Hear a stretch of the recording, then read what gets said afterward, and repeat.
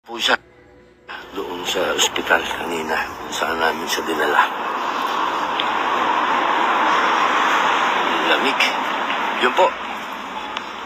Binalita ko lang po sa inyo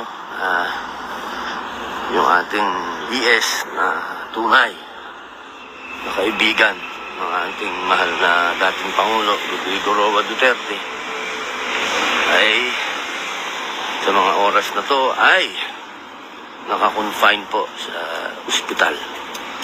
Bunga po ng pag-collapse niya. 3 beses na po siya nag-collapse.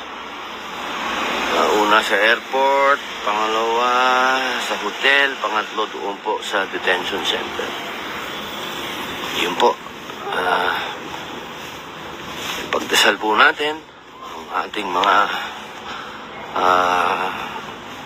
huwag na po yung kulayan ng politika o ano pa man, bilang mga Pilipino at matatandaan na po. Pagdasal po natin silang maging maayos.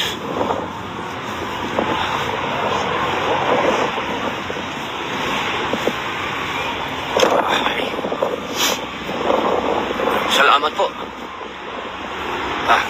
Bumati muna tayo sa mga kay Allen Baltimore, kay Judeline Barindes, kay Zinaida Rivera, kay Lovely Murillo Kamiging, kay Jram Yaj, Janelle Gorne Bershal, kay Mami City,